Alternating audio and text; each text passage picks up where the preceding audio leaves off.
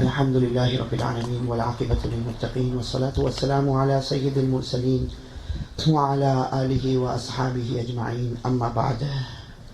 محترم دوستو اور بزرگوں، اللہ کا ایک بہت بڑا کرم اور احسان ہے، اللہ تعالیٰ نے دین کی نسبت پر، ایمان کی نسبت پر، اسلام کی نسبت پر ہم سب کو جمع ہونے کی توفیق عطا فرمائی۔ دعا کریں کہ جو باتیں میری زبان سے نکلے اللہ ہم سب کو عمل کی توفیق عطا فرمائے۔ اور ایک بات پہلے بتاتا چلوں کہ آج کچھ میری طبیعت خراب ہے، کچھ بخار بھی ہے، کچھ کان میں تکلیف بھی ہے۔ اب دعا کریں کہ اللہ تعالیٰ تمام بیماروں کو شفا عطا فرمائے، مجھے بھی اللہ شفا عطا فرمائے۔ میرے پیاروں تھوڑا آگے آ جائے، تھوڑا یہاں بالکل پہلی صف میں آ جائے، جو کیک لگا کر بیٹھے ہیں وہ بھی آگے آ جائے، اس لیے کہ بڑی خوشی کی بات ہے، ہم بہت مبارک جگہ پر ہیں۔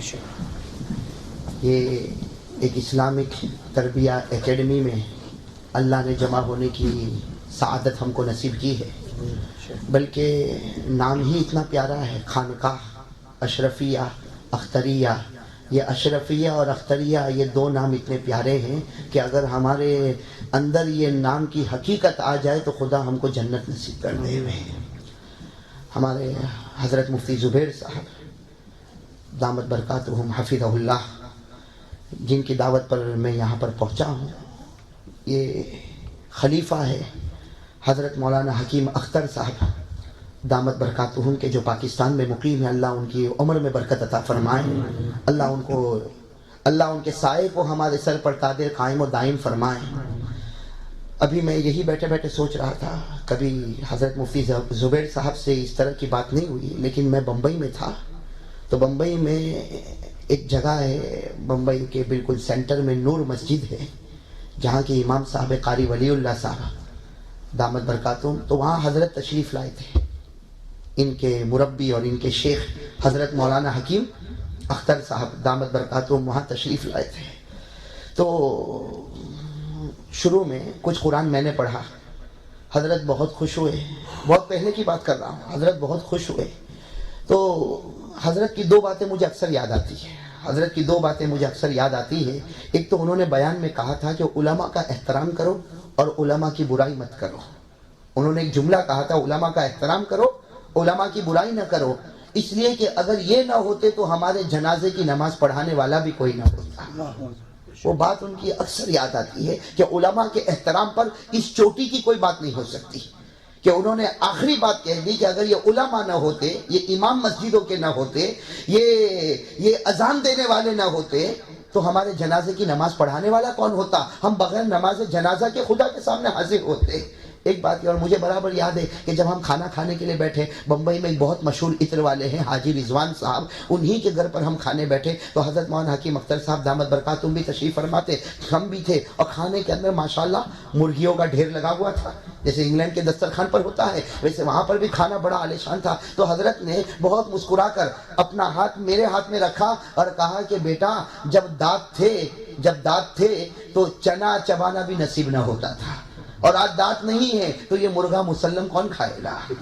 یعنی انہوں نے پھر ایک عجیب بات کہی، بہت عجیب بات کہی، یعنی اس وقت میری عمر کوئی اتنی زیادہ بھی نہیں تھی، انہوں نے اپنا ہاتھ میرے ہاتھ میں رکھا اور یہ کہا کہ بیٹا ابھی تو محنت کا زمانہ ہے، ابھی محنت کا زمانہ، اور ان کا جملہ ابھی بھی یاد ہے مجھے، ابھی ڈنڈے کا زمانہ ہے، پھر ایک زمانہ آئے گا وہ انڈے کا زمانہ ہوگا۔ اور قرآن بھی یہی کہتا والذین جاہدوا فینا لنہدینہم سبلنا۔ تو میرے دوستو وہ ڈنڈے کا زمانہ، اور اب انگلینڈ میں آتا ہوں تو میں کہتا ہوں انڈے کا زمانہ۔ خیر میرے دوستو، ابھی یہ سب باتیں تازہ ہو رہی، ان کا چہرہ مبارک بھی سامنے آتا ہے، کیا چہرے پر اللہ نے نور عطا کیا ہے۔ کچھ چہرے ایسے ہوتے ہیں کہ چہرہ دیکھ کر ہی سمجھ میں آتا ہے کہ خدا کی محبت اس کے دل میں بیٹھی ہوئی ہے۔ اور ہمارے حضرت مفتی زبیر صاحب، انہی کے مجاز، اللہ تبارک و تعالیٰ انہی کے نقش قدم پر ہم سب کو چلنے کی توفیق عطا فرمائے، اور اللہ ان کی عمر میں خوب برکت عطا فرمائے۔ خیر میرے دوستو، میں اپنی عادت کے مطابق یہاں پر بیٹھا ہوں، اور آج طبیعت اتنی ٹھیک نہیں ہے لیکن کوشش کروں گا جتنا ہو سکے گا میں بات کروں گا۔ اور زیادہ لمبی چوڑی تو بات کروں گا نہیں، اللہ تعالیٰ ہم کو عمل کی توفیق عطا فرمائے۔ اب میں کہتا ہوں لمبی چوڑی بات نہیں کروں گا، لیکن میری بھی عادت خراب ہو گئی۔ گزشتہ رات وہ میں ٹاؤن سینٹر میں حضرت مولانا ربانی صاحب کی مسجد میں تھا، انہوں نے مجھے کہا بھائی میں 20 منٹ بیان کرتا ہوں لیکن تم 50 منٹ بیان کرنا، لیکن بعد میں مجھے میرے ساتھیوں نے بتایا کہ تو 60 منٹ سے بھی آگے نکل گیا تھا۔ خیر میرے دوستو، جلد اپنی بات کو ختم کروں، لیکن اللہ کا ذکر کریں گے انشاءاللہ۔ ارے بھائی کہو نا ذکر کریں گے انشاءاللہ۔ ہاں، ذکر خدا بندی سے جو نور پیدا ہوتا ہے میرے دوستو، یہ نور کہیں اور نصیب نہیں۔ یہاں 50 منٹ کا میرا بیان ہوتا ہے، آپ اس سے بھی زیادہ لگا سکتے ہیں۔ مفتی زبیر صاحب نے بہت وقت کے اوپر چابک مارا ہے۔ خیر بھائی، سب ذکر کریں گے نا انشاءاللہ۔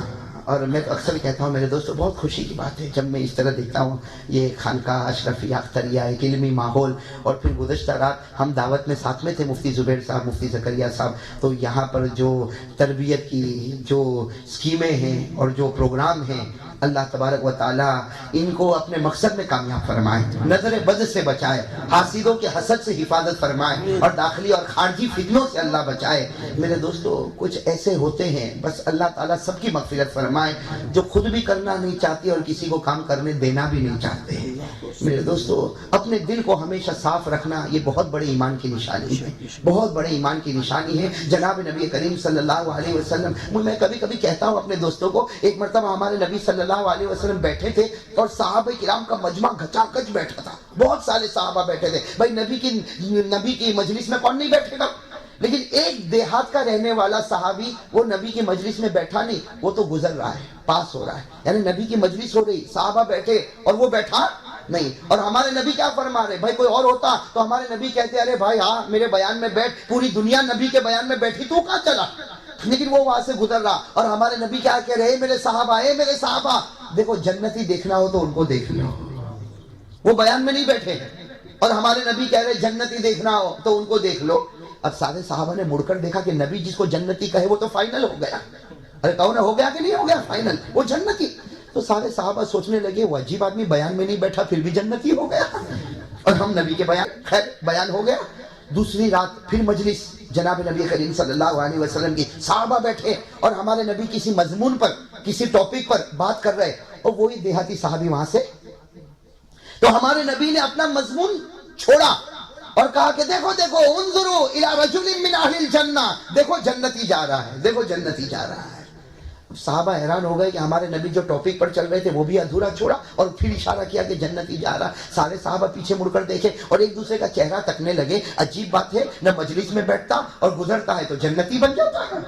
خیر وہ صحابی چلے گئے۔ تیسرے دن پھر یہی معاملہ، یہی صحابہ بیٹھے، وہی دیہاتی صحابی جا رہے اور ہمارے نبی کہہ رہے دیکھو جنتی جا رہا۔ اب یہ مجمع جو تھا نا، اس میں بہت ہوشیار صحابی تھے، حضرت عمرو بن عاص۔ کون؟ حضرت، اور یہ بہت ہوشیار آدمی تھے۔ ہمارے نبی کبھی کبھی کہتے تھے ثعلب هذه الامه، یہ اس امت کا فوکس ہے۔ فوکس سمجھتے ہو نا؟ لومڑی، کہتے یہ امت کا لومڑی اتنا چالاک ہے کہ اس کی چالاکی کو کوئی نہیں پہنچ سکتا۔ وہ صحابی بیٹھتے تھے، کون؟ حضرت عمرو بن۔ وہ پریشان ہو گئے کہ یہ عجیب بات ہے، ہم لوگ بیان میں لمبے لمبے بیان میں بیٹھے، اب تک ہم جنتی نہیں بنے، اور وہ بیان میں دیہات کا رہنے والا بیان میں نہیں بیٹھتا، پہلے دن بھی جنتی، دوسرے دن بھی جنتی، تیسرے دن بھی جنتی۔ حضرت عمرو بن عاص سوچے یہ کوئی نہ کوئی عبادت کرتا ہوگا جس کی وجہ سے یہ جنتی بنا ہے، تو چلو اس کے گھر کا میں مہمان بن جاؤں۔ تو حضرت عمرو بن عاص بہت مالدار تھے، لیکن بالکل پھٹا پرانا کپڑا پہنا، جیسے فقیر لوگ پہنتے ہیں نا ویسے کپڑا پہنا، اور چپکے چپکے ان کے پیچھے پیچھے گئے۔ جب وہ گھر کے اندر چلے گئے تو انہوں نے دروازہ کھٹکھٹایا، طرق الباب، انہوں نے دروازہ کھٹکھٹایا۔ وہ بیچارے دیہاتی صحابی نے کہا کون آیا؟ تو کہا ایک فقیر آیا ہوں۔ تو انہوں نے دروازہ کھولا، اور عرب لوگوں کی عادت تھی کہ جب بھی کوئی مہمان آوے تو 3 دن تو اپنے گھر میں رکھ ہی لے، 3 دن تک تو یہ پوچھتے ہی نہیں تھے کہ تو کیوں آیا ہے۔ ہمارے ایسا چلے؟ ہمارے یہاں تو بالکل نہ چلے، اور وہ گھر والی تو بالکل نہ چلنے دے رہے، اور اگر کہے کہ یہ 3 دن رہنے والا ہے تو گھر والی ٹفن کا ڈبہ دے تو بھی باہر جا اور یہ تیرا مہمان کو بھی باہر لے جا۔ ہمارے استاد مرحوم مولانا ابرار صاحب رحمۃ اللہ علیہ، شاید ہمارے مفتی زبیر صاحب جانتے ہوں گے، ہم مفتی زکریا صاحب بھی جانتے ہوں گے، دعوت برکات، ہمارے استاد مرحوم مفتی مولانا ابرار صاحب شیخ الحدیث ترکے سر کے، وہ کبھی کبھی کہتے تھے، انہوں نے انگلینڈ کا واقعہ سنایا، کہا میں انگلینڈ میں ایک جگہ پر گیا، انہوں نے جگہ کا نام نہیں بتایا، ورنہ ڈیوزبری باٹلی والے پریشان نہ ہو جانا، انہوں نے ایک جگہ کا نام نہیں بتایا، کہا میں انگلینڈ گیا اور ایک جگہ پر میں روزانہ کھانے کے لیے جاتا تھا، کہا ایک دن کھانے کے لیے گیا، دوسرے دن کھانے کے لیے گیا، تیسرے دن کھانے کے لیے گیا، چوتھے دن وہ گھر والا آیا، کہا میری بیوی کہتی ہے ہم مسجد میں رہو، ہم ٹفن بھیج دیں گے، کہتے میں سوچا چلو مسجد میں رہوں گا، کہا جیسے میں نے ٹفن کھولا تو ٹفن میں لکھا تھا مولانا 3 دن ہو گئے اب کہیں اور چلے جاؤ، بات سمجھ میں آئی نہیں ہے؟ تو وہ حضرت عمرو، بھائی وہ واقعے پر آ جاؤ، حضرت عمرو بن عاص رضی اللہ تعالی عنہ وہ پیچھے گئے، کن کے پیچھے گئے؟ وہ صحابی کے گھر پر، دروازہ کھٹکھٹا، کہا میں فقیر ہوں، 3 دن تمہارے گھر میں رہنا چاہتا ہوں، تو وہ بیچارہ غریب صحابی کہنے لگے آ جاؤ، ہم جو سوکھی روٹی کھاتے وہ کھاؤ گے؟ تو کہا میں تو فقیر ہوں، میں تو کھاؤں گا۔ عمرو ابن عاص تو بہت چالاک تھے، کہا میں بالکل فقیر، جو دو گے وہ کھا لوں گا۔ حضرت عمرو ابن عاص کہتے ہیں میں پہلا دن وہ صحابی کے گھر پر رہا اور پورے دن دیکھتا رہا یہ باہر کہاں جاتے ہیں، کہاں آتے ہیں، کیا کھاتے ہیں، کیا پیتے۔ حضرت عمرو ابن عاص کہتے ہیں میں نے دیکھا یہ 5 وقت کی نماز پڑھتا، اس سے زیادہ تو کچھ پڑھتا ہی نہیں، کہا کوئی زیادہ قرآن بھی نہیں پڑھتا، کوئی روزہ بھی نہیں رکھتا۔ حضرت عمرو ابن عاص کہتے ہیں میں سوچا رات کو روتا ہوگا اللہ کے سامنے، اسی لیے ہمارے نبی نے کتنی مرتبہ جنتی کہا، ارے کہو نا کتنی مرتبہ کہا، ہاں بھائی بات سمجھ میں آ رہی نا؟ حضرت عمرو ابن عاص فرماتے رات کو میں جھاگتا رہا، لیکن میں دیکھا کہ میں جھاگتا ہوں اور وہ سو رہا ہے، وہ برابر سو رہا ہے، کھراٹے لے کے سو رہے وہ۔ کہتے ہیں میں نے دیکھا کہ صبح فجر سے کچھ دیر پہلے وہ اٹھے، جلدی جلدی وضو کیا، 2-4 رکعت تہجد کی پڑھی اور پھر فجر پڑھنے کھڑے ہو گئے۔ کہتے 24 گھنٹے گزر گئے، عمرو ابن عاص کہتے میں دل میں سوچنے لگا تیرے سے زیادہ تو میں عبادت کرتا ہوں، اور میں نبی کی مجلس میں بیٹھا تو بھی جنتی نہیں بنا، اور تو گزر گیا تو جنتی بن گیا۔ حضرت عمرو ابن عاص کہتے ہیں مجھے تو کچھ سمجھ میں نہیں آیا، کہتے 24 آورز پاس ہو گئے، کہتے دوسرا دن اور دوسری رات بھی پاس، لیکن مجھے کچھ ملا نہیں، کہتے تیسرا دن اور تیسری رات بھی گزر گئی لیکن مجھے کچھ نہیں ملا۔ حضرت عمرو ابن عاص فرماتے میرے دل میں تو کھٹکا پیدا ہوا کہ کہیں میرے نبی کو کچھ غلطی تو نہیں ہو گئی کہ اس کو جنتی کہہ دیا۔ یہ 3 دن سے میں دیکھ رہا ہوں، 3 رات سے دیکھتا ہوں، یہ تو کوئی الگ عبادت نہیں کرتا، کوئی لمبی چوڑی عبادت نہیں کرتا، جو بلکہ اس سے زیادہ عبادت تو میں اپنے گھر میں کرتا۔ کہتے 3 دن گزر گئے، اب حضرت عمرو ابن عاص نے کہا کہ آج راز کھول دینا پڑے گا۔ 3 دن اور 3 رات کے بعد حضرت عمرو ابن عاص نے وہ صحابی کو کہا کہ بیٹھ، میں کوئی فقیر وقیر آدمی نہیں ہوں، میں تو مدینے کا بہت بڑا آدمی ہوں، میرا نام کیا ہے؟ عمرو ابن عاص، اور میرے تو بہت باغ اور بڑی جائیداد اور بڑی پراپرٹی ہے، میں کوئی معمولی آدمی نہیں، لیکن میرے نبی نے 3 دن تک تجھے کہا تو جنتی جنتی جنتی، اور میں 3 دن تک تیرے گھر میں رہا، مجھے تو کوئی ایسا عمل ہی نہیں ملا کہ تو جنت میں جاوے، بلکہ تو جو عبادت کرتا اس سے زیادہ عبادت تو میں کرتا ہوں، جتنا قرآن تجھ کو یاد ہے اس سے زیادہ مجھ کو یاد ہے، جتنی حدیث تجھ کو یاد ہے اس سے زیادہ مجھ کو یاد ہے، پھر تو کیسے جنتی بن گیا؟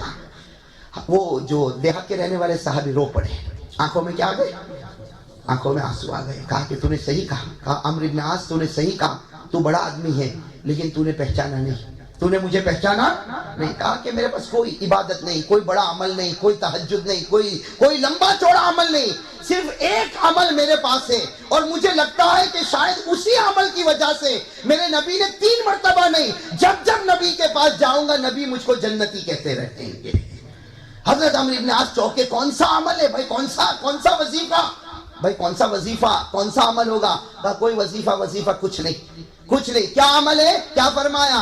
لیس فی قلبی غش لأحد ولا احسد احدا، کہو سبحان اللہ، بہت پیارا عمل، کہو اللہ ہم کو بھی ایسا عمل کرنے والا بنائے۔ کیا فرمایا؟ لیس فی قلبی غش لأحد ولا احسد احدا، کہا میرا دل اتنا صاف ہے، کسی کی برائی میرے دل میں نہیں، اور کسی کے مال دولت پر کبھی میں جلتا بھی نہیں۔ کہا میرے دل میں کسی کی برائی بھی نہیں، کوئی جیلسی نہیں، کوئی حسد نہیں، میرا دل اگر کوئی پھاڑ کر دیکھے تو دودھ سے زیادہ سفید ہے، اس میں کسی کی کوئی برائی نہیں، اس لیے کہ میں سمجھتا ہوں مدینے میں سب سے بڑا گنہگار ہو تو میں ہوں۔ بس حضرت عمرو ابن عاص فرماتے ہیں کہ یہ بات سن کر میں چلا، کس کے پاس چلا؟ آقا محمد رسول اللہ۔ اب آقا سے بڑھ کر تو عقل والا کوئی نہیں ہوگا، آقا محمد رسول اللہ صلی اللہ علیہ وسلم کے پاس آئے۔ اب حضرت عمرو ابن عاص سوچ رہے کہ پوچھیں گے کہ 3 دن کہاں چلے گئے تھے، بھائی جو قریب قریب بیٹھتا ہے ایبسنٹ ہو جاوے تو پوچھیں گے کہ نہیں پوچھیں گے؟ تو وہ حضرت عمرو بن عاص سوچنے لگے کہ اب جا کے بولنا پڑے گا کہ میں 3 دن کہاں تھا. حضرت عمرو بن عاص کہتے ہیں میں نے دل میں ارادہ کیا کہ میں جا کے حقیقت بتاؤں کہ میں 3 دن کہاں تھا. حضرت عمرو بن عاص کہتے ہیں میں دھیرے دھیرے آیا, میرے نبی مسکرائے اور مسکرا کر کہا اے عمرو 3 دن گزارنے کی ضرورت نہیں تھی, اس کی طرح دل لے کر آتا تو آج میں تجھے بھی جنتی بنا دیتا. 3 دن تک وہاں گزارا, اس سے اچھا اس کا دل لے کر آتا. تو میرے دوستو وہ دل جس میں کسی کی برائی نہ ہو, جس میں کسی کی جلن نہ ہو, جس میں کسی کا حسد نہ ہو, وہ دل کہاں پر جانے والا ہے؟ جنت میں جانے والا. اللہ تعالیٰ ہم سب کو ایسا دل عطا فرمائے. خیر میرے دوستو ہم کو تو ذکر کرنا, ہاں تو میں یہ کہہ رہا تھا ذکر کرنے کا سب سے بڑا فائدہ یہ ہے کہ دل کا جو میل کچیل ہے نا وہ دور ہو جاتا ہے. بھائی کپڑے کو واشنگ مشین میں آپ ڈالو نا, کیسا صاف ستھرا باہر نکلتا ہے, اسی طرح اللہ کے نام کو دل میں ڈالو تو یہ دل بھی واش ہوتا. اور اللہ کہتے ہیں جب تک واش نہیں ہوگا وہاں تک میرے نبی کی محبت بھی نہیں آئے گی. پہلے اس کو کلین کرنا پڑے گا. دل کو کلین کرنا یہ ہزاروں نعمت ہے. کپڑے میلے ہو اور دل صاف ہو تو جنتی ہے. اور دل اور اگر کپڑے بہت اجلے اجلے چمکتے دمکتے اور دل اندر سے کالا کلوٹا ہو تو ایسے دل کو تو اللہ جنت کیا جنت کی خوشبو بھی نصیب نہیں کرتا. اس لیے میرے دوستو یہ ذکر کرو, اپنے دل کو صاف کرو. بھائی کریں گے انشاءاللہ. چلو بھائی ماشاءاللہ. ہاں بھائی اور تھوڑا تھوڑا قریب آ جائے. اللہ تعالیٰ قبول فرمائے. وہاں بہت کم لوگ ہیں ماشاءاللہ. اللہ تبارک و تعالیٰ سب کے بیٹھنے کو قبول فرما لے, سب کے ذکر کو قبول فرما لے. اللہ ہمارے دلوں کو صاف فرما دے. بھائی سب ساتھ میں پڑھنا شروع کریں. اللہ اللہ اللہ اللہ اللہ اللہ اللہ اللہ اللہ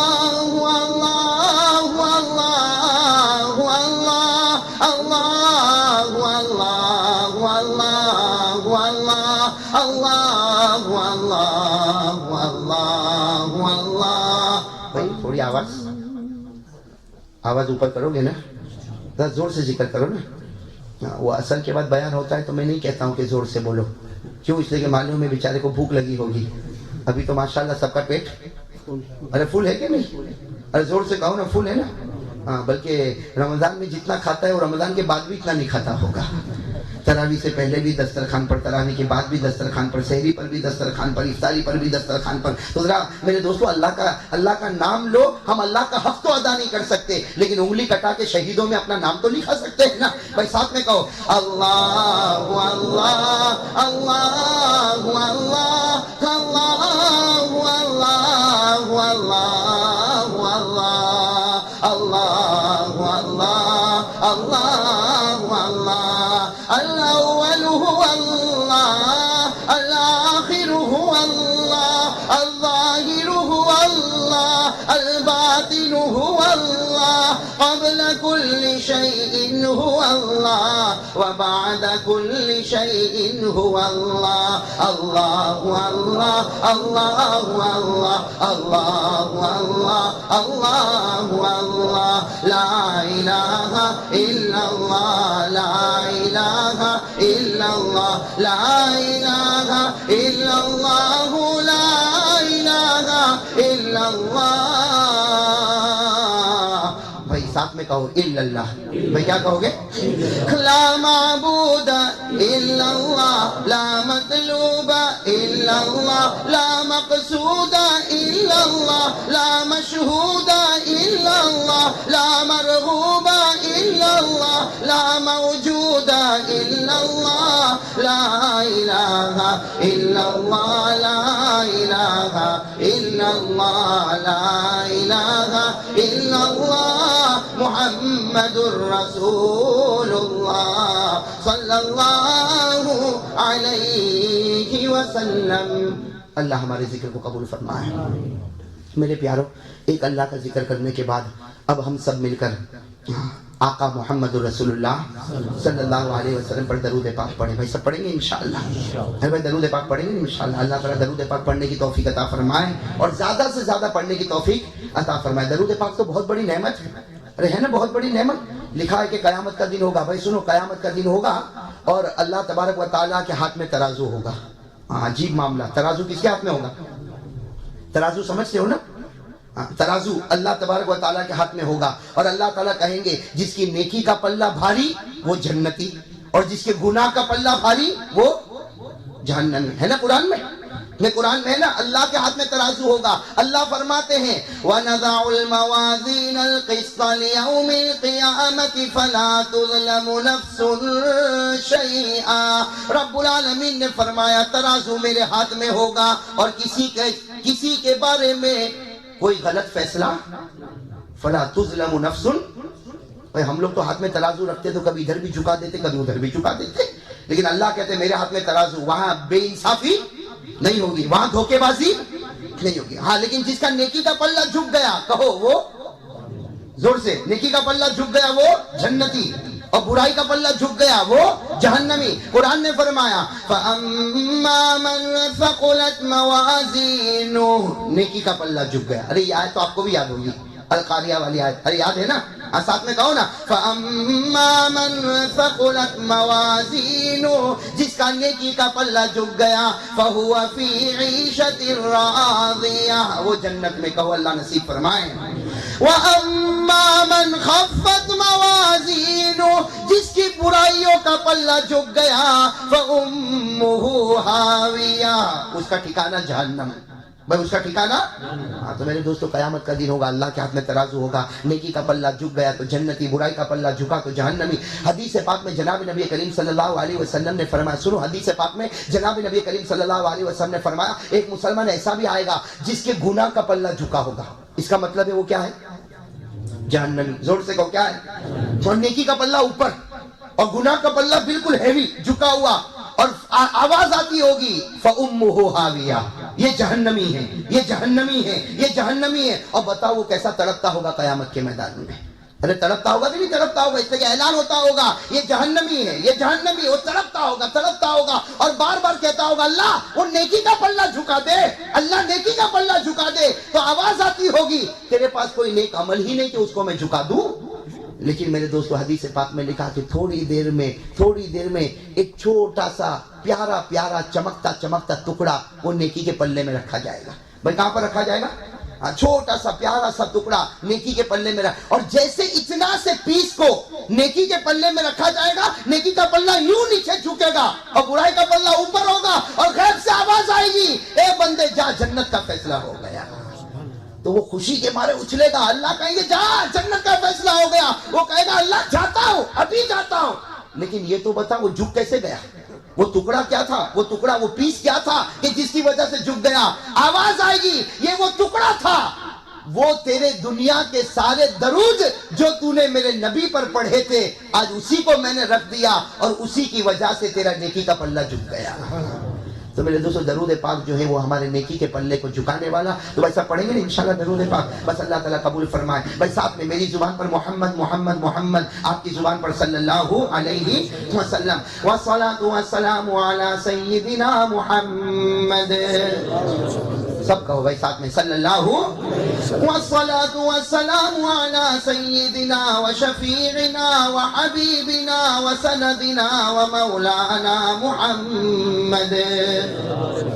افضل الرسل محمد, اشرف الرسل محمد, اکرم الرسل محمد, اطیب الرسل محمد, اجمل الرسل محمد, احسن الرسل محمد, احسن الرسل محمد, بدر الدجى محمد, شمس الضحى محمد, خير الورى محمد, نور الهدى محمد, نور الظلم محمد صلی اللہ.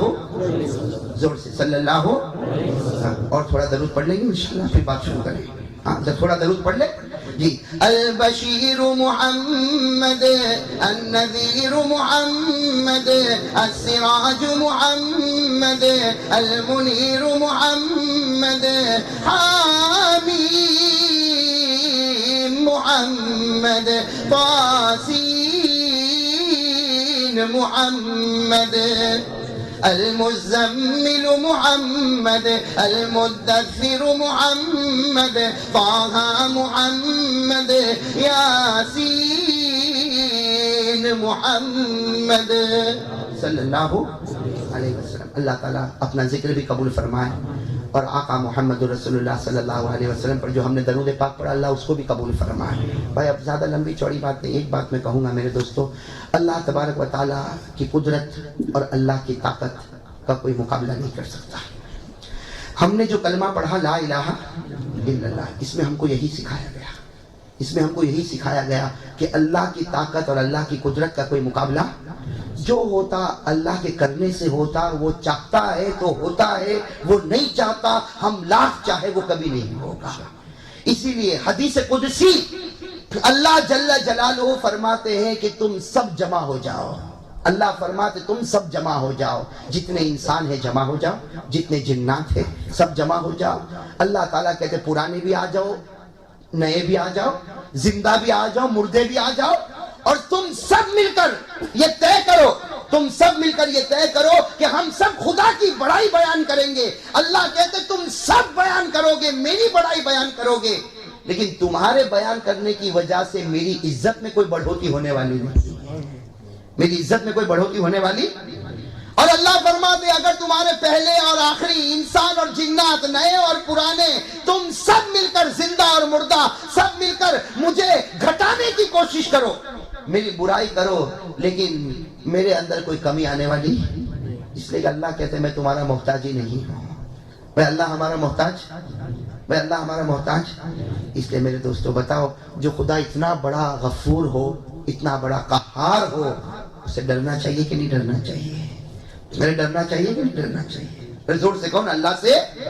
اور اللہ سے اگر کوئی ڈرا تو کیا ملے گا بھائی؟ اللہ سے اگر کوئی ڈرا اور گناہ کو چھوڑا تو کیا ملے گا میرے دوستو؟ اللہ کہتا ہے, اللہ فرماتے ہیں میرے ڈر سے گناہ چھوڑ دے. اللہ فرماتے ہیں میرے ڈر سے گناہ چھوڑ دے, اسی وقت میں تیرے لیے جنت کا فیصلہ کر دوں گا. میرے دوستو سب سے بڑی نعمت یہ کہ خدا کے ڈر, ہم کو گناہ کرنے کی طاقت ہے بھائی, ہے طاقت ہے. ابھی ہمارے جوان وہ انٹرنیٹ پر بیٹھنے کی طاقت ہے, اور انٹرنیٹ پر گندے گندے کام کرنے کی طاقت ہے, کوئی روکنے والا نہیں. ماں کے اندر بھی طاقت نہیں کہ روکے, دوسرے کمرے میں باپ بیٹھا اس کے اندر بھی طاقت نہیں کہ روکے.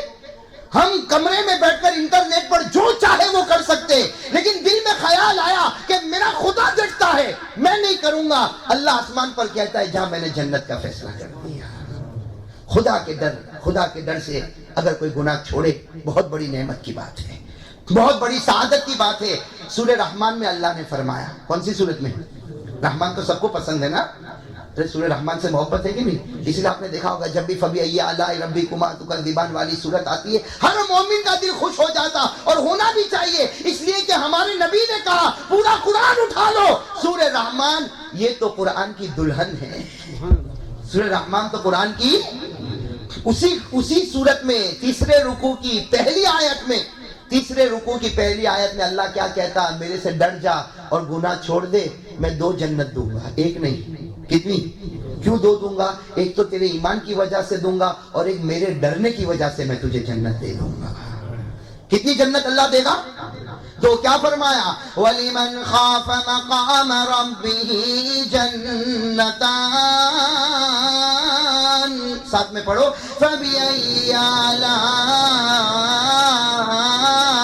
رَبِّكُمَا تُكَذِّبَانِ. رب العالمین نے فرمایا جو گناہ کو چھوڑا, میرے ڈر کی بنیاد پر چھوڑا, میں 2 جنتیں عطا کروں گا. ایک اور جگہ پر اللہ نے فرمایا, پارہ نمبر 30, پارہ نمبر 30, اللہ نے فرمایا وَأَمَّا مَنْ خَافَ مَقَامَ رَبِّهِ وَنَهَى النَّفْسَ عَنِ الْهَوَىٰ فَإِنَّ الْجَنَّةَ هِيَ الْمَأْوَىٰ. اور بھی کھل کر اللہ نے فرمایا اگر تو نے گناہ کو چھوڑا اور میرے ڈر سے چھوڑا, اپنے نفس کو مارا اور میرے حکم کو آگے بڑھایا, دنیا میں تو نے میرے حکم کو آگے بڑھایا, قیامت میں تجھے جنت کی طرف بڑھا دوں گا. ہے نا بھائی؟ تو سب سے بڑی چیز ہے میرے دوستو گناہ کی طاقت ہے, اور پھر گناہ کو چھوڑ دینا. ہم لوگوں کو ایک بات آج بتاؤں, دیکھو آپ کی برکت سے بات یاد آ گئی. ہم لوگوں کو یہ کہ دعا قبول کب ہوتی ہے بھائی, فکر ہوتی نا کہ دعا قبول کب ہوتی ہے. کہتے ہیں کہ مولانا کوئی وظیفہ بتاؤ کہ وہ پڑھوں تو میری دعا قبول ہو جائے, یا ہم سوچتے بڑی رات آئے گی تو دعا کریں گے تو دعا قبول ہو جائے گی. یا قرآن کا ختم ہوگا اس کے بعد دعا کریں گے تو دعا قبول ہو جائے گی؟ بے شک بے شک. بلکہ میرے دوستو دعا قبول ہونے کی نشانی حضرت مولانا اشرف علی تھانوی رحمت اللہ علیہ حکیم الامت فرماتے ہیں کہ دعا قبول ہونے کی نشانی یہ ہے کہ اگر خدا کے ڈر سے اور گناہوں کی ندامت پر اگر تیرے آنکھ سے آنسو کا قطرہ نکلے اور تیرے گھال پر بڑھے، سمجھ لے اللہ نے تیری یہ دعا کو قبول کر لیا ہے. دعا قبول ہونے کے لیے ہم تلاش کرتے، لیکن ایک آج میں آپ کو راستہ بتاتا ہوں، اور اس وقت ایسی گارنٹیڈ دعا قبول ہوتی ہے میرے دوستو، ایسا لگتا ہے جیسے قرآن ختم ہوتا ہے تو کیسے دعا قبول ہوتی ہے، بڑی رات میں کیسی دعا قبول ہوتی ہے. ایک چیز ایسی ہے جو سال بھر ہمارے پاس موقع ہے، گولڈن چانس، سال بھر جب چاہا یہ بٹن دبا دے تیری دعا قبول ہو جائے گی. اور ایکسپیرینس تجربہ کر کے دیکھو میرے دوستو، ہوگی دعا قبول. بتاؤں وہ چیز بتاؤں آپ کو؟ ارے کہو نا. آپ تو ایسے بیٹھے، میں انسانوں کے بیچ میں بیٹھا ہوں نا. میں آپ کو ایسی بات بتا رہا ہوں میرے دوستوں، ایکسپیرینس، تجربہ، قسم خداوند قدوس کی. اور ہر گھڑی، ہر سال، ہر مہینہ، ہر دن یہ آپ کو چانس ملے گا، لیکن یہ بٹن دبا، اللہ کہتا میں نے تیری دعا قبول کر لی. بتا دوں آپ کو. پہلی دعا کیا مانگو گے؟ اللہ پاؤں پر پاؤں برسا دے. دیکھو شاہ وسیع اللہ رحمت اللہ علیہ نے اپنی تعریفات میں بڑی پیاری بات لکھی، اور واقعتاً میرے دوستوں تجربہ کر کے دیکھو. لکھا ہے کہ آپ نے گناہ کرنے کا ارادہ کیا، میں نے گناہ کرنے کا ارادہ کیا. جیسے ہم باہر نکلے، بھائی بازار میں نکلے، شاپنگ کے لیے نکلے، کوئی عورت نظر آ گئی، اب گناہ کرنے کا ارادہ کیا. کیا ارادہ کیا؟ اس کو دیکھوں. کیا ارادہ کیا؟ اس کو دیکھو. پہلی نظر اگر عورت پر پڑ جائے تو معاف، اچانک نظر عورت پر پڑ جائے تو معاف، لیکن دوسری مرتبہ نظر اٹھائے اب پکڑ ہوگی، اب گناہ ہوگا. ارے مسئلہ سمجھے نہیں سمجھے؟ پہلی نظر پڑ جائے تو کوئی یہاں بیٹھا ہوگا ڈیوزبری باٹلی کا کہتا ہوگا میں پہلی نظر اتنی لمبی رکھوں کہ دوسری اٹھانا ہی کیوں پڑے بھائی. اس لیے میں کہہ دوں پہلی نظر کا مطلب اچانک والی نظر، وہ پڑ جائے تو النظرۃ الاولی حجر. حدیث پاک میں آتا پہلی نظر پڑی ماں، والنظرۃ الثانیۃ اخذ. دوسری نظر پڑی بس اب خدا کہے گا تیری پکڑ کروں گا. اور کیا پکڑ کروں گا؟ اگر کوئی عورتوں پر نظر ڈالتا رہے، جناب نبی کریم صلی اللہ علیہ وسلم نے فرمایا ڈر ہے خدا تیرے دل سے ایمان کی دولت چھین لے گا. تو میرے دوستوں میں تو آپ کو وہ گھڑی بتا رہا ہوں کہ کون سی گھڑی دعا پھٹا یہاں آپ نے مانگا اور وہاں قبول ہو جاتی. وہ کون سی گھڑی؟ آپ شاپنگ پر گئے، عورت آپ کو نظر آئی، آپ نے سوچا کہ دیکھوں. کیا سوچا؟ زور سے کہو نا، کیا سوچا؟ اندر کا دل کہتا ہے دیکھ لے کیا جائے گا، تو دیکھے گا نہ اس کا کچھ بگڑے گا نہ تیرا کچھ بگڑے گا، ہے نا. دل اندر بہت کچھ کہتا ہے کہ دیکھ لے اس میں کیا ہو گیا. بلکہ دل کبھی کبھی کہتا ہے تو دیکھ لے نا، اگر چھپنا ہوتا تو وہ چھپی ہوتی، وہ کیوں باہر آئی؟ جب گھوڑی باہر آئی تو گھوڑا تو دیکھے گا ہی. دل اندر سے کہے گا دیکھ لے، یعنی دل اندر سے کھینچے گا دیکھ لے. اور اوپر سے خدا کیا کہے گا؟ نو، نہیں میرے بندے مت دیکھ. بھائی اللہ تو یہی کہے گا نا. بھائی اللہ کیا کہے گا؟ مت دیکھ. اللہ تو کہتا ہے مت دیکھ. قل للمؤمنین یغضوا من ابصارہم ویحفظوا فروجہم. اللہ تو اپنے محبوب کو کہتے ہیں کہ سارے مسلمانوں کو کہہ دو نگاہ نیچے. تو دل کہتا ہے دیکھ، اور اللہ کہتا ہے اب یہ دل بہت نازک ہے، یہ کھچمتانی ہو رہی. کھچمتانی ہو رہی کہ نہیں ہو رہی؟ ارے ہو رہی کہ نہیں ہو رہی؟ یہ شاہ وسیع اللہ نے کتنے پیار سے سمجھایا. کھچمتانی ہو رہی، دل کہتا ہے دیکھ لے، اوپر سے خدا کہتا ہے مت دیکھ. اب یہ جو کھینچتانی جو ہو رہی ہے اس میں تو یہ ارادہ کر لے نہیں دیکھوں گا، اس لیے کہ میرے خدا نے منع کیا ہے. کہتے بس اتنا سوچ لے نہیں دیکھوں گا، اور یہ سوچ کر اپنی نگاہ نیچے کر لے، یا رائٹ میں دیکھ لے یا لیفٹ میں دیکھ لے یا پیچھے چلا جا. بس تو نے جیسے اپنی نگاہ کو نیچے کیا دل ٹوٹا، اور دل ٹوٹے ہوئے دل کے پاس خدا آ جاتا ہے. دل ٹوٹے ہوئے دل کے پاس خدا آتا، اور خدا کہتا ہے اب مانگ لے. کیا مانگتا؟ اس وقت جو مانگے گا خدا تیری مراد کو پورا کر لے گا. ٹوٹے ہوئے دل کے پاس جو مانگا خدا موجود ہے، اللہ قبول کر لے. لیکن یہ اس کے لیے بڑی محنت کرنی پڑے گی. ایسا نہیں کہ مانگ لیا کوئی کہا چل اب دیکھ لو. میرے دوستو اس پہ پھر پکا جمنا پڑے گا. اس لیے جہاں تم گناہ، ہمارے نبی نے کیا فرمایا؟ ارے ہمارے نبی نے کتنا اچھا اگزامپل دیا. ہمارے نبی نے کیا، ہمارے کتنے پاؤں ہیں؟ بھائی اللہ نے کتنے پاؤں دیے؟ رجلین 2. اللہ نے 2 پاؤں دیے، رجل الواحد رجل الواحد، اللہ نے 2 پاؤں دیے. اور ہمارے نبی نے کتنے پیار سے کہا، طبرانی کی روایت، جناب نبی کریم صلی اللہ علیہ وسلم نے فرمایا کوئی بھی گناہ تیرے سامنے آئے، کتنا ایگزامپل، کتنا پیارا. ہمارے نبی نے کہا کوئی بھی گناہ تیرے سامنے آئے، تیرے پاؤں سے، ایک پاؤں سے گناہ کو دبا دے. نبی کہتے اس ذات کی قسم جس کے قبضے میں میری جان ہے، تیرا دوسرا پاؤں جنت میں چلا جائے. ایک پاؤں سے گناہ کو دبا، دوسرا پاؤں جنت میں. تو میرے دوستو، سب سے بڑی نعمت یہ ہے کہ گناہ کی طاقت ہو اور اس کے بعد آدمی گناہ نہ کرے. ارے بھائی بات سمجھ میں آ گئی کہ نہیں آئی؟ اور ایک بات سمجھنا میرے دوستو، یہ تو اللہ کا احسان ہے. ہم گناہ کرتے قسم خدا بند قدوس کی، اللہ نے اب تک ہماری پکڑ نہیں کی. ارے کی پکڑ؟ ورنہ میرے دوستو دنیا کے کونوں میں ہم تو یہاں سنتے، اور الحمدللہ انگلینڈ میں بڑا ریلیف کا کام ہوتا ہے. جب ریلیف کا کام ہوتا ہے، میں ایک ہی بات سوچتا ہوں کہ دینے والا اتنا سوچے کہ جس خدا نے وہاں عذاب بھیجا ہے وہی گناہ ہم بھی تو کرتے ہیں، کہیں خدا یہاں پر عذاب نہ بھیج دے.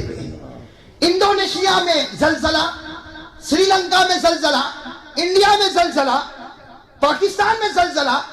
کیوں آیا زلزلہ؟ کیوں آیا؟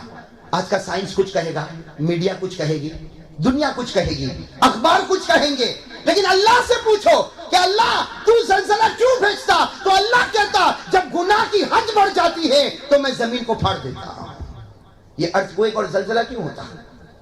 چاہے کوئی بھی کہے کہ آسمان گرم ہو گیا، زمین گرم ہو گئی، یا میڈیا کچھ بھی کہے کہ زمین کا فلو برابر نہیں تھا، اور پانی برابر نہیں تھا، اور یہ برابر نہیں تھا، وہ برابر نہیں. اللہ تبارک و تعالیٰ کہتے مجھے ان چیزوں کی ضرورت نہیں. جب میرا غصہ حد کے آگے بڑھ جاتا تو زمین میں زلزلہ آتا، ہم یہاں سے ریلیف کے پیسے بھیجتے. لیکن کبھی یہ تو سوچ کہ جو گناہ وہ کرتا تھا جس کی وجہ سے زلزلہ آیا، وہ گناہ ہم بھی تو یہاں کر رہے ہیں. لیکن اللہ کا احسان ہے کہ اس نے اب تک ہماری پکڑ، ورنہ خدا پکڑ کرنے پر آئے تو کوئی چھوڑ سکتا ہے؟ کوئی بچا سکتا؟ ارے ایک بات بتاؤ میرے دوستو، حضرت نوح علیہ السلام، کون؟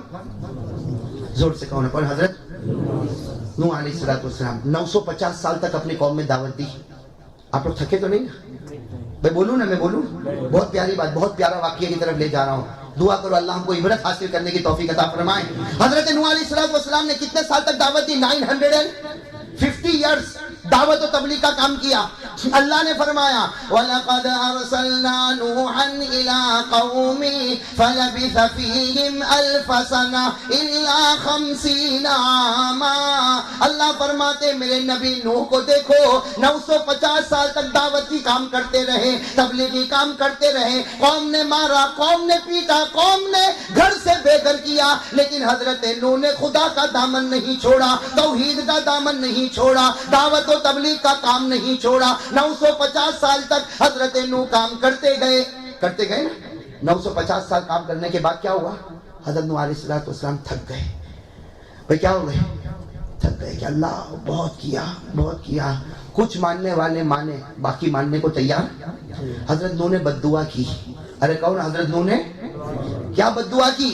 حضرت نوح علیہ السلام نے دونوں ہاتھ اٹھا کر بددعا فرمائی، رب انی مغلوب فانتصر. وقال نوح رب لا تذر على الارض من الكافرین دیارا. حضرت نوح نے بددعا فرمایا اللہ میں ہار گیا، ماننے والا مان لیا، باقی کوئی ماننے والا نہیں. اے اللہ اب تیرا عذاب اتار دے. اللہ تیرا عذاب، نبی نے کہہ دیا عذاب اتار دے. اللہ نے کہا بھی اتاروں گا. بھئی نبی کہے اللہ قبول کرے کہ نہیں کرے؟ اللہ نے کہا بھی اتاروں گا، لیکن اللہ تعالیٰ نے کہا عذاب تو اتاروں گا لیکن تمہاری سیفٹی کے لیے کشتی بنا لو. بھئی آپ نے واقعہ سنا ہوگا، حضرت نوح نے کیا بنائی؟ ارے کشتی بنائی نا. اللہ نے کہا کشتی بنا لو، اس لیے کہ جو کشتی میں بیٹھا وہ بچا، جو کشتی کے باہر آئے گا وہ ڈوب جائے گا. بھئی قاعدہ ہو گیا، جو کشتی میں بیٹھے گا وہ بچے گا. اللہ نے فرمایا وَاصْنَعِ الْفُلْكَ بِأَعْيُنِنَا وَوَحْيِنَا وَلَا تُخَاطِبْنِي فِي الَّذِينَ ظَلَمُوا إِنَّهُمْ مُغْرَقُونَ. اللہ نے کہا تمہاری سیفٹی کے لیے کشتی بنا دو، اور آج جو میرے نوح کی کشتی میں بیٹھے گا وہ مومن بھی ہوگا، جنتی بھی ہوگا، دنیا کے عذاب سے بھی بچے گا، آخرت کے عذاب سے بھی بچے گا، اور جو کشتی کے باہر ہوگا وہ ڈوبے گا. اللہ نے یہ قاعدہ بتایا. حضرت نوح علیہ السلام نے اپنی قوم پر اناؤنس پر اناؤنس، آ جاؤ کشتی میں آ جاؤ. حضرت نو چاہتے تھے کہ سب کشتی میں بیٹھ جائے تاکہ سب خدا کے عذاب سے، اس لیے کہ پانی آنے والا اوپر سے نیچے سے پہاڑوں سے. بلکہ لکھا ہے کہ جب اللہ کا عذاب آیا، کون سا عذاب؟ پانی والا. بھائی کون سا عذاب آیا؟ پانی والا. تو لکھا ہے کہ گھر کے اندر جو برتن ہوتا تھا نا اس میں بھی پانی. بھائی جو گھر میں برتن ہوتا تھا اس میں بھی پانی، پکانے کے لیے بھی پانی. لیکن جہاں وہ عورت برتن کے پاس جاتی تھی تو اتنا پانی بڑھ جاتا کہ پورا کا پورا گھر پانی میں بہہ جاتا تھا. بس ایسا اللہ کا عذاب آیا. لیکن میرے دوستوں میں بتانا چاہتا ہوں کہ اللہ تعالیٰ جب عذاب دینے پر آئے تو اللہ کیسا دیتا. خیر عذاب آیا، جو آنا تھا وہ ہوا. لیکن لکھا ہے کہ حضرت نوح علیہ السلام کی قوم میں 3 جوان تھے. کتنے؟ بڑے بدماش، بڑے بدماش. اور بہت حضرت نوح کو حد سے زیادہ ستاتے، اور بڑے لمبے چوڑے، اور اتنے لمبے چوڑے کہ بڑے بڑے پہاڑ پر چڑھ جاتے تھے اور پہاڑ کے اوپر گھر بناتے تھے. وہ 3 تھے، بڑے بدماش تھے، اور حضرت نوح کی عزت پر بھی حملہ کرتے تھے. وہ 3 جو بدماش تھے، ان کو جب معلوم ہوا کہ پانی آنے والا تو کیا کہا؟ آئے گا پانی. کہاں تک آئے گا؟ ہم تو جو یہاں کا سب سے بڑا پہاڑ ہے اس کی چوٹی پر جائیں گے اور وہاں گھر بنائیں گے. چنانچہ وہ گئے اور وہاں پر بالکل گھر بنایا. اس میں کھانا پینا رہنا کرنا سب فیسیلیٹیز کی. اور پھر اس کے بعد میں نیچے آئے اور آ کر کیا کہا؟ اے نبی نوح، تیرے خدا کو کیا عذاب بھیج. وہ کتنا بھیجے گا؟ 1 فلور، 2 منزل، 3 منزل. لیکن وہ پہاڑ کے کنارے پر کہاں پانی آئے گا؟ ہم تو وہاں جا کر بیٹھیں گے اور 40 دن کے کھانے کا انتظام ہو چکا ہے. کتنے دن کے کھانے کا انتظام؟ اور وہ کتنے سے؟ بس جب پانی آیا، او آسمان سے پانی، زمین سے پانی، پہاڑوں سے پانی، ہر جگہ سے پانی. تو وہ اوپر گئے اوپر گئے اوپر گئے اور بالکل وہ چوٹی پر چلے گئے تینوں کے تین، اور اپنے گھر میں چلے گئے. اور گھر میں جا کر ایک دوسرے کی طرف دیکھ کر ہنسنے لگے کہ پانی آئے گا. کہاں تک آئے گا؟ آدھے پہاڑ تک آئے گا. یہاں تو پانی آ نہیں سکتا. میرے دوستو، اللہ جب کسی پر عذاب بھیجنا چاہے تو اللہ کسی چیز کا محتاج. وہ کہاں پر ہے؟ پہاڑ کی چوٹی پر. کتنے ہیں؟ اور پانی آیا اور ایک جگہ پہ آ کے رک گیا. جیسے پانی رک گیا انہوں نے نیچے دیکھا، او پانی رک گیا. آپس میں کہنے لگے، لو آدھا پہاڑ بھی پانی نہیں چڑھا. ارے ہاف ماؤنٹن بھی پہاڑ، ہاف ماؤنٹن پر بھی پانی چڑھا اور پانی تو ٹھہر گیا. آپس میں ہنسنے لگے. ابھی جیسے انہوں نے ہنسنا شروع کیا، 3 تھے. ایک نے کہا مجھے پیشاب لگی، ایک نے کہا مجھے پیشاب لگی. تو دوسرا کہتا بھائی مجھے بھی تو کچھ پیشاب جیسا محسوس ہو رہا. تیسرا کہتا مجھے بھی پیشاب جیسا ہو رہا. اب تینوں کے تین وہ پہاڑ کی چوٹی کے کنارے پر آئے اور پیشاب کرنا شروع کیا.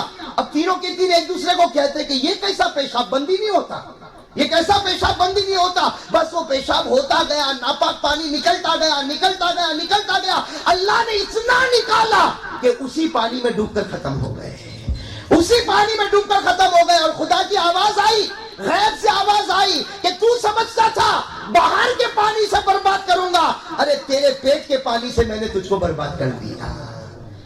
تو میرے دوستو، خدا جب عذاب دینے پر آئے تو کوئی روک سکتا ہے؟ اس لیے میرے دوستو، میں زیادہ لمبی بات نہ کرتے ہوئے یہ ایک آج کا پیغام بہت پیارا پیغام ہے. میں سب لے کے چلو گے انشاءاللہ کہ گناہ کرنے کی طاقت ہو اور پھر گناہ نہ کرے. طاقت ہے، اسٹرینتھ ہے کہ میں گناہ کر سکتا ہوں، لیکن اللہ دیکھتا ہے میرے نبی نے منع کیا اس لیے میں گناہ نہیں کروں گا، اس لیے میں گناہ. ارے بھائی ہم لوگ روزہ رکھتے ہیں، کیوں روزہ رکھتے ہیں بھائی؟ کیوں روزہ رکھتے ہیں؟ کیا ہمارے گھر میں کھانے کا نہیں ہے؟ کیا ہمارے گھر میں پینے کا نہیں ہے؟ نہیں. لیکن میں نہیں کھاؤں گا اس لیے کہ اللہ نے منع کیا. میں نہیں پیوں گا اس لیے کہ اللہ نے منع کیا. روزے کی حالت میں بیوی کے پاس نہیں جاؤں گا اس لیے کہ اللہ نے منع کیا. اللہ کہتا ہے میرے حکم پر تیری مرضی کو چھوڑے گا تو میں تجھ کو جنت نصیب کروں گا.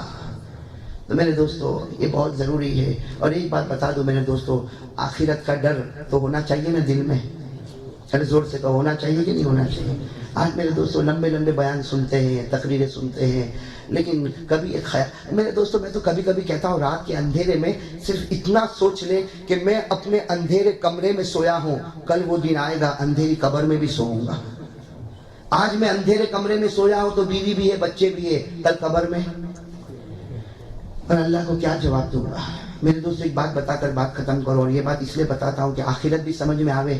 اور ایک بات میرے ذہن میں آ رہی ہے کہ یہ جس جگہ پر ہم بیٹھے ہیں، اسلامک تربیت اکیڈمی جہاں ہم بیٹھے ہیں، اللہ حضرت مفتی زبیر صاحب کی عمر میں برکت عطا فرمائے. جو بڑا بیڑا انہوں نے اٹھایا ہے، ایک لمبا چوڑا پروجیکٹ باقی ہے، ایک لمبا چوڑا پروجیکٹ باقی ہے جس میں اللہ کے فضل کی بھی ضرورت ہے اور آپ حضرات کے تعاون کی بھی ضرورت ہے. تو میرے دوستوں میں آپ سے دلی درخواست دلی ریکویسٹ کرتا ہوں کہ صرف آج نہیں جب آپ کو خیر کے راستے میں قدم رکھنا ہو, بلکہ میں کہتا ہوں جب آپ کو خدا کے ساتھ انویسٹمنٹ کرنا ہو اور جب آپ کو اپنے پیسے میں برکت پیدا کرنی ہو, اس اکیڈمی میں آ کر آپ اپنی رقم دے. میں قسم کھا کر کہتا ہوں یہ وہ جگہ ہے جو اللہ کا راستہ ہے. تو ایک دے گا, اللہ مرنے سے پہلے 10 دے کے رہے گا. آج میں نے اصل بات کہا, وہ کیلیڈونیا مسجد ہدایہ میں نے کہا کہ سب سے بڑا انویسٹمنٹ یہی ہے کہ اللہ کا گھر بنا دے, اللہ کے راستے میں کوئی ادارہ بنا دے, سب سے بڑا انویسٹمنٹ. اس لیے آج کل ایک بڑا عجیب و غریب معاملہ چلا, آپ نے دیکھا ہوگا بورڈ پر بورڈ لگتی, ادھر انویسٹمنٹ کرو, ادھر انویسٹمنٹ کرو, ادھر انویسٹمنٹ کرو. اب ہمارا انگلینڈ کا بھائی گیا اور جا کے 10,000 پاؤنڈ ایک جگہ انویسٹمنٹ کیا, کہا کہ بھائی آئندہ سال آ جانا, ہم حلال تجارت کریں گے, آئندہ سال آ جانا, ہمیں امید ہے کہ تیرے 11-12 ہزار پاؤنڈ تو ہو ہی جائیں گے. اب وہ بیچارہ آئندہ سال گیا تو معلوم ہوا وہ 11-12 تو نہیں, وہ 10 بھی گئے. ہو رہا کہ نہیں ہو رہا ایسے, نقصان پر نقصان, گھاٹے پر گھاٹا. اللہ فرماتے میرے راستے میں انویسٹمنٹ کر دے. اللہ کہتے میرا وعدہ میں دھوکہ دینے والا نہیں, میں تیرے مال کو گھٹانے والا نہیں. اللہ کہتا میرا وعدہ 1 پاؤنڈ دے گا, مرنے سے پہلے اس کو 10 بنا کے واپس کر دوں گا. اور اللہ کبھی اس میں دھوکہ دے گا؟ یہ تو اللہ نے شروع کیا, فرسٹ اسٹیپ, 1 دے دے میں کتنا دوں گا. لیکن میرے دوستو میں ایک واقعہ آپ کو بتاؤں پھر بات ختم کریں گے. آپ نے نام سنا ہوگا ایک صحابی حضرت عثمان, سنا نہیں سنا؟ ارے کہو نے سنا کہ نہیں سنا؟ حضرت عثمان بڑے سخی تھے, ان کے واقعات بڑے مشہور ہیں. بھائی سخی تھے نا, بہت دیتے تھے. حضرت عثمان رضی اللہ تعالیٰ عنہ اللہ کے راستے میں بہت دیتے تھے, اور اتنا دیتے تھے کہ ہمیشہ پہلے نمبر پر اپنے کو لانا چاہتے تھے. تو خدا نے بھی چونکہ وہ اللہ کے راستے میں دیتے تھے, اسی لیے لوگ کہتے ہیں مدینے کا مالدار دیکھنا ہو تو عثمان غنی کو دیکھ لو. بھائی تھے کہ نہیں مدینے کے مالدار؟ اور جو اللہ کے راستے میں دیتا ہے اللہ اس کا مال کبھی گھٹاتا؟ بھائی اللہ اس کا مال کبھی گھٹاتا؟ حضرت عثمان رضی اللہ تعالیٰ عنہ نے کتنا دیا. جب تبوک کا موقع ہوا اور ہمارے نبی نے فرمایا کون اللہ کے راستے میں دے گا, کون اللہ کے راستے میں دے گا, کون اللہ کے راستے میں دے گا, حضرت عثمان کھڑے ہو گئے. کون کھڑے ہو گئے؟ حضرت عثمان کھڑے ہوئے. کیا کہا تھا؟ سب سے پہلے کہا تھا 1000 اونٹ اللہ کے راستے میں. کتنے؟ 1000 اونٹ. کس کے راستے میں؟ ہمارے نبی صلی اللہ علیہ وسلم کا چہرہ خوش ہو گیا, 1000 اونٹ. خیر ہمارے نبی نے پھر اعلان کیا بھائی بتاؤ کون اللہ کے راستے میں دے گا, کون اللہ کے راستے میں دے گا. فقام عثمان. دوسری مرتبہ بھی کون کھڑے ہو گئے؟ ہمارے نبی نے کہا ابھی تو کھڑا ہوا تھا. کہا لیکن کھڑا ہوا تھا لیکن میں تو چاہتا ہوں دیتا جاؤں, اوپر والے سے لیتا جاؤں. کہا تو ہمارے نبی نے کہا اب کیا دے گا؟ تو کہا 100 گھوڑے, 100 ہارسز اللہ کے راستے میں. ہمارے نبی کا چہرہ بڑا خوش ہو گیا. کہا کہ ٹھیک ہے بیٹھ جاؤ عثمان. ہمارے نبی نے دعا دی. پھر ہمارے نبی نے کہا کون دے گا بھائی, کون دے گا, کون دے گا. کون کھڑے ہوئے؟ عثمان. کسی کو کھڑے ہی نہیں ہونے دیتے, کھڑے ہو گئے. اللہ کے رسول نے کہا تو 2 مرتبہ تو کھڑا ہوا. کہا اللہ کے رسول ایک اور موقع دے دو, ایک چانس اور دے دو. کہا کیا دو گے؟ کہا 29.5 کلو چاندی اللہ کے راستے میں. 29.5 کلو چاندی اللہ کے راستے میں. پھر ہمارے نبی صلی اللہ علیہ وسلم نے پھر اعلان کیا بھائی اب کون دے گا, اب کون دے گا. حضرت عثمان کا اللہ کے رسول اجازت دو پھر کھڑا ہو جاؤ. ہمارے نبی نے کہا کھڑے ہو جاؤ. حضرت عثمان کھڑے ہو گئے, 4تھی مرتبہ کھڑے ہو گئے. ہمارے نبی نے کہا کیا؟ کہا 5 کلو گولڈ, 5 کلو سونا اللہ کے راستے میں. پھر ہمارے نبی نے 5ویں مرتبہ کون دے گا بھائی, کون دے گا. پھر کون کھڑے ہو رہے؟ ہمارے نبی نے کہا نہ بیٹھ جاؤ. وہاں بٹھانا پڑتا تھا اور یہاں کوشش کرو تو بھی کھڑا نہیں ہوتا. وہاں ہمارے نبی نے کیا کہا؟ بیٹھ جاؤ. تو حضرت عثمان کو اچھا نہیں لگا, دھیرے دھیرے آگے آئے اور آگے آ کر ارے میرے دوستو وہ لوگ دیتے تھے اور روتے تھے, وہ لوگ دیتے تھے اور روتے تھے. دھیرے دھیرے آئے اور کیا کہا؟ دھیرے دھیرے آئے اور کہا اللہ کے رسول کیا میرا مال خدا کو پسند نہیں آتا ہے؟ کتنے پیار سے کہا ہوگا کیا میرا مال خدا کو پسند, کیا آپ نے مجھے بٹھا دیا. ہمارے نبی صلی اللہ علیہ وسلم کی آنکھوں میں آنسو آ گئے. کیا کہا, ایسا جملہ کہا. ہمارے نبی صلی اللہ علیہ وسلم نے کہا عثمان کھڑے ہو جا, کھڑے ہو جا. حضرت عثمان کھڑے ہوئے, ہمارے نبی نے گلے لگایا اور کیا کہا ہمارے نبی صلی اللہ علیہ وسلم نے, اے عثمان آج میں وعدہ کرتا ہوں اللہ نے تیرے ہر گناہ کو معاف کر دیا. غفر اللہ لک ما تقدم وما تأخر. اتنی بات تو سمجھ میں آئی کہ عثمان اللہ نے تیرے سب گناہ کو معاف کر دیا, اگلے پچھلے سب گناہ کو معاف کر دیا. پھر کیا کہا؟ وما هو کائن الی یوم القیامہ. اور یہ عثمان آئندہ کوئی گناہ کرے گا ایڈوانس معافی خدا آج تجھے دے رہا ہے. آئندہ کوئی گناہ کرے گا پھر بھی آج تیری کیا ہو رہی ہے؟ معافی ہو رہی. میرے دوستو ایسا اگر ہم کو مل جاوے تو پورا باٹلی کو سر پہ کھڑا کر دے. اور حضرت عثمان کو تو کہہ دیا سب کے سامنے کا, عثمان سب گناہ معاف, آئندہ کچھ کرے گا وہ بھی معاف. لیکن عثمان کیا کرے آگے چل کے؟ عثمان نے گناہ کیا, بلکہ کیا کرتے تھے, رات کو قبرستان جاتے تھے. پہلے جاتے تھے کہ نہیں جاتے تھے؟ جب مدینے کے امیر بن گئے, دولت مال سب عثمان کے پاس, لیکن دن میں ہوتے تھے لوگوں کے سامنے, رات کو ہوتے تھے قبرستان میں خدا کے سامنے. اور روتے تھے نا عثمان, روتے تھے نا, اتنا روتے تھے کہ داڑھی مبارک سے آنسو کے قطرے ٹپکتے تھے. حضرت عثمان قبرستان میں اتنا روتے تھے کہ داڑھی مبارک سے آنسو کے قطرے ٹپکتے تھے. حتی تبل لحیتہ, آپ کی داڑھی مبارک کے سے آنسو کے قطرے ٹپکتے تھے. اور کسی نے کہا کہ عثمان یہ کیا معاملہ, قبرستان میں جاتے ہو اور روتے ہو, قبرستان میں جاتے اور روتے. تو کیا فرمایا, ان القبر اول منزل من منازل الاخرہ فان نجا منہ فما بعدہ ایسر منہ وان لم ینج منہ فما بعدہ اشد منہ.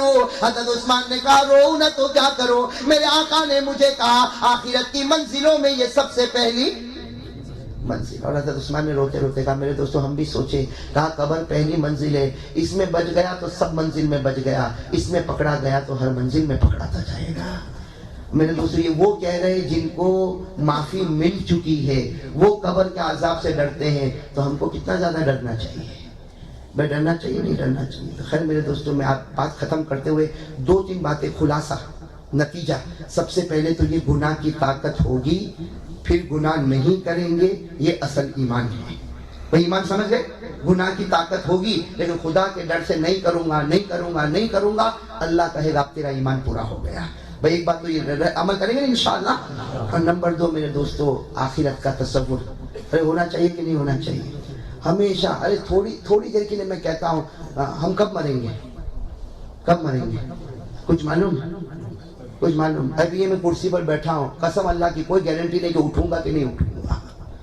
بھئی آپ لوگ بیٹھے, معلوم ہے کہ اٹھے گا نہیں اٹھے گا. میرے دوستو خبر آ جاتی ہے انتقال ہو گیا, ہم کہتے رہ جاتے ارے میرے ساتھ اٹھتا تھا بیٹھتا تھا کھاتا تھا پیتا تھا. اللہ کہتے یہ سب فکر مت کر, آج اس کی باری ہے کل تیری باری ہونے والی ہے. امام اعظم, آخری بات بتا دوں, امام اعظم امام ابو حنیفہ رحمۃ اللہ علیہ کہتے ہیں کہ میں نے اپنی زندگی میں ایک شعر پڑھا. کون کہہ رہے؟ امام اعظم. اب انہوں نے بنایا ہوگا یا کسی کا سنا ہوگا, لیکن فرماتے ہیں کہ یہ 4 ٹکڑے ایسے ہیں جو میرے دل کو ہمیشہ ہلاتے رہتے ہیں. 4 ٹکڑے ایسے ہیں جو ہمیشہ دل کو ہلاتے رہتے ہیں. کون سے 4 ٹکڑے میرے دوستو؟ امام اعظم امام ابو حنیفہ فرماتے 4 ٹکڑے. کم من فتا امسا واصبح ضاحکا, پہلا جملہ. دوسرا واکفانہ فی الغیب تنسج وهو لا یدری فمن عاش الفا او الفین فلا بد من یوم یسیر الی القبر. امام اعظم فرماتے ایک شعر سنو, کہتے کتنے جوان کو میں دیکھتا ہوں جو صبح اور شام ہنس رہے ہیں. ہوتا کہ نہیں ہوتا؟ ہم بھی دیکھتے نہیں دیکھتے, ارے ہم خود بھی کرتے. کتنے جوان کو میں دیکھتا ہوں صبح شام ہنس رہے, حالانکہ اس کو معلوم نہیں کہ تیرے کفن کا کپڑا مارکیٹ میں آ چکا ہے. ارے تیرے کفن کا کپڑا آ گیا ہے, دکان پر آ گیا ہے, مسجد میں آ گیا, صرف خریدنا باقی ہے. تیرا کپڑا آ چکا. اور پھر امام صاحب کہتے ہیں 1000 سال رہ جا یا 2000 سال رہ جا, ایک نہ ایک دن قبر میں تو جانا ہی جانا ہے. تو میرے دوستو, تو ایک بات تو یہ کہ آخرت کا ڈر اور آخرت کی منزل ہمارے غور و فکر میں رہے, بھائی رہے گی انشاءاللہ. اور ایک آخری بات بتا دوں میرے دوستو, یہ اسلامک تربیت اکیڈمی کے لیے ہم کو کلیکشن کرنا ہے. اور میرے دوستو میں نے ابھی آپ کو کہا کہ سارے کلیکشن, دنیا کے سارے کلیکشن ایسے ہیں کہ دیا پھر ملے گا کہ نہیں ملے گا نہیں معلوم, لیکن یہ اللہ کے گھر کا کلیکشن ایسا ہے.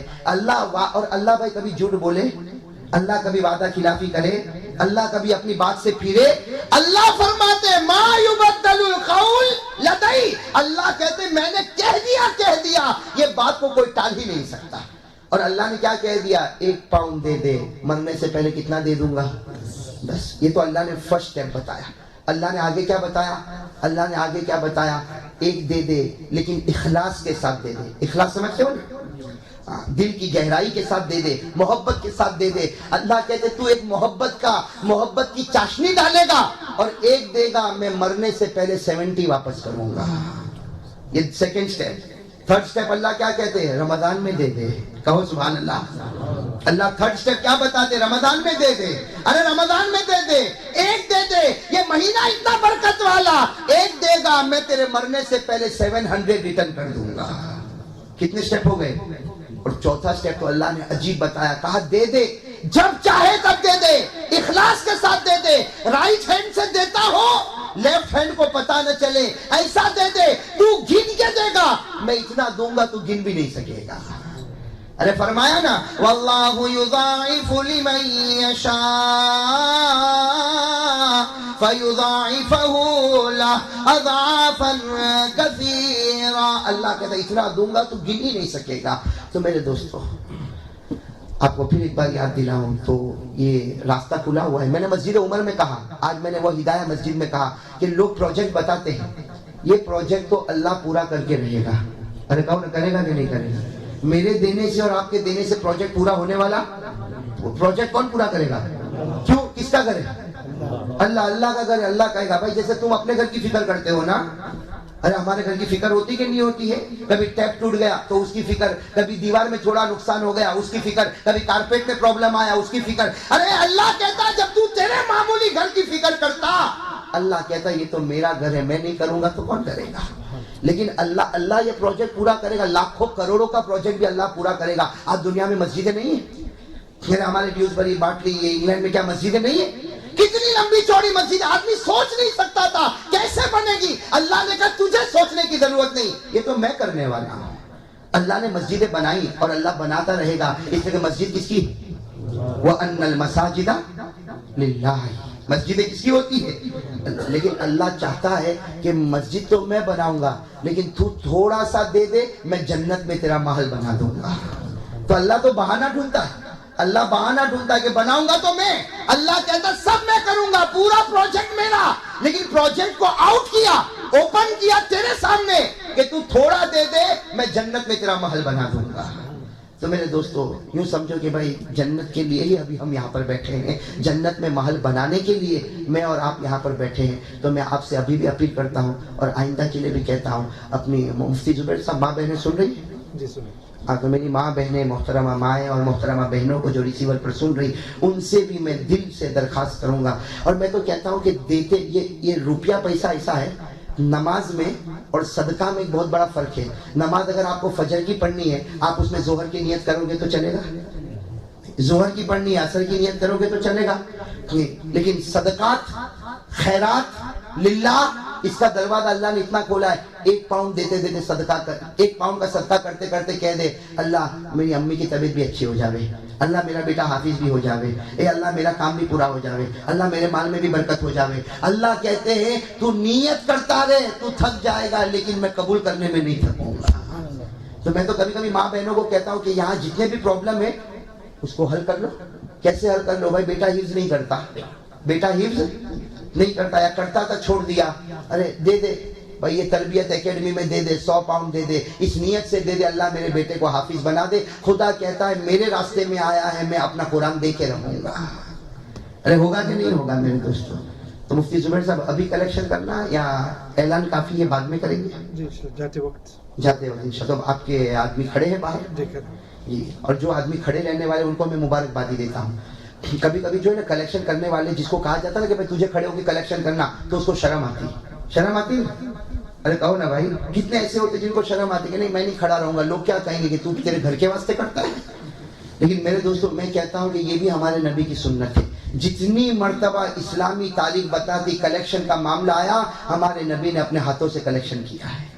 میں کیا کہ نہیں کیا؟ ہمارے نبی صلی اللہ علیہ وسلم خود کپڑا لے لیتے تھے, خود کھڑے ہو جاتے تھے اور خود اعلان کرتے تھے. تو میرے دوستو یہ وہ سنت ہے جو مٹی ہے, اس کو زندہ کرو, 100 شہیدوں کا ثواب مل جائے گا. اور میرے دوستو یہ کام اپنے واسطے تھوڑی کر رہا, کس کے واسطے کر رہا؟ اور اللہ جب دیکھے گا کہ میرے واسطے یہ فقیر کی طرح کھڑا ہے, تو سب سے زیادہ جھولی تو میں اس کی بھرنے والا ہوں.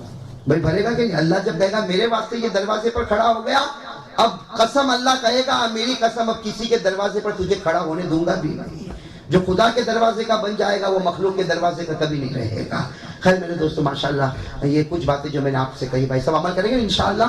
ہاں بھائی کہو بھائی, یہاں سے جاتے جاتے سب دیں گے نا انشاءاللہ؟ زور سے کہو نا, اور زور سے بھائی سب دیں گے انشاءاللہ. اور میں نے کہا دو گے کم ہونے والا यहाँ दरवाजे से देते हुए जाओगे, ऊपर दूसरा रोजी का दरवाजा खुलता जाएगा, खुलेगा इंशाअल्लाह। अल्लाह तबारक व तआला सबके देने को कबूल फरमाए। मैं दोबारा आखिर में फिर हज़रत मुफ्ती ज़ुबैर साहब का, हज़रत मुफ्ती ज़करिया साहब का और उलमाए किराम का जो यहाँ पर तशरीफ़ फरमाए, सबका बहुत तहे दिल से शुक्रिया अदा करता हूँ। अल्लाह ताला इस इस्लामी तरबियत एकेडमी को एक हकीकत नसीब फरमाए और अल्लाह तबारक व तआला दिन दुगनी रात चुगनी तरक्की नसीब फरमाए, और जो कोशिशें इसके पीछे हो रही है अल्लाह उन कोशिशों को कबूल फरमाए, और अल्लाह तबारक व तआला नजर बद से इसकी हिफाजत फरमाए और तमाम फितनों से हिफाजत फरमाए, और अल्लाह ने जैसे यहाँ तरबियत एकेडमी में बैठने की तौफीक अता फरमाई, अल्लाह हमको जन्नतुल फिरदौस में भी जमा फरमाए। आमीन या रब्बल आलमीन। व आखिर दावाना अल्हम्दुलिल्लाहि रब्बिल आलमीन। दुआ करिए, दरूद शरीफ पानी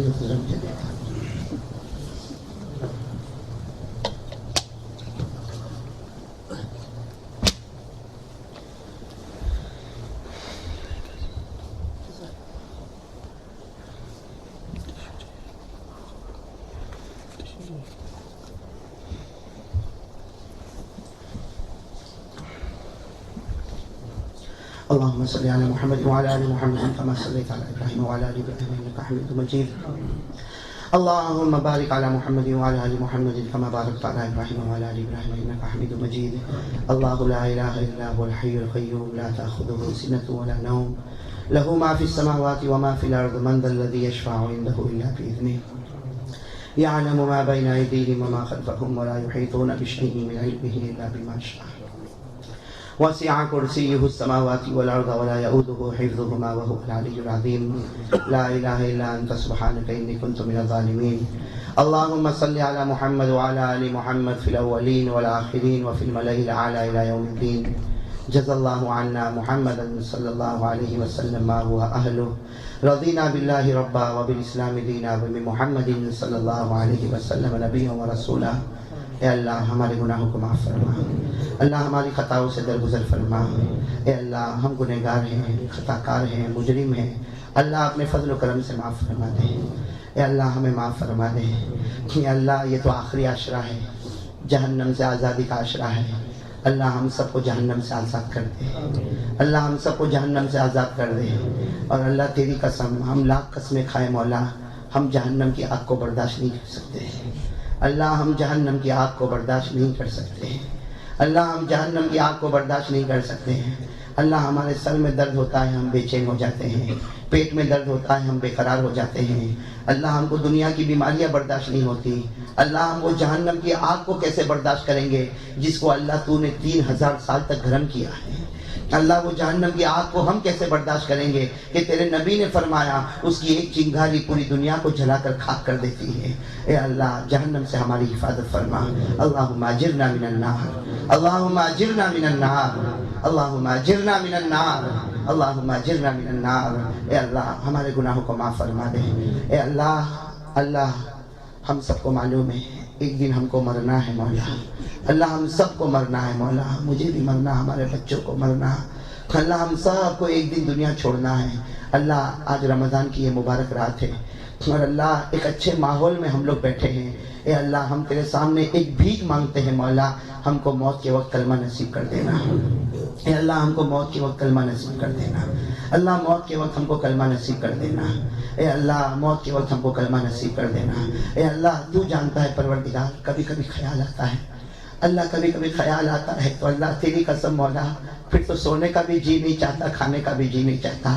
لیکن اللہ یہ خیال بالکل یقینی ہے، بالکل یقینی. اللہ وہ دن بہت قریب ہے. اللہ اے پروردگار، اے پروردگار، اے پروردگار وہ دن بہت قریب ہے. اے اللہ ہمیں غسل کے تختے پر لٹایا جائے گا. کہ اللہ مجھے بھی لٹایا جائے گا، ہم سب کو غسل کے تختے پر لٹایا جائے گا اور اللہ ہم کو غسل دیا جائے گا، ہمارے بدن پر پانی مارا جائے گا. اے اللہ ہم تیرے سامنے بھیک مانگتے ہیں، لوگ ہم کو غسل دے، اس سے پہلے تو ہمارے گناہوں کو غسل دے دینا. اے اللہ ہمارے گناہوں کو معاف کر دینا. اے اللہ ہمیں کفن کا کپڑا پہنایا جائے گا. کہ اللہ ہمیں کفن کا کپڑا پہنایا جائے گا. اللہ لوگ کفن کا کپڑا پہنا ہے اس سے پہلے تو رحمت کی چادر اڑا دینا. اے اللہ مغفرت کی چادر اڑا دینا. اور اے اللہ کسے کہے کیسے کہے، اللہ کچھ سمجھ میں نہیں آتا مولا یہ آخرت کا معاملہ اور ہم جیسے نالائقوں کا معاملہ.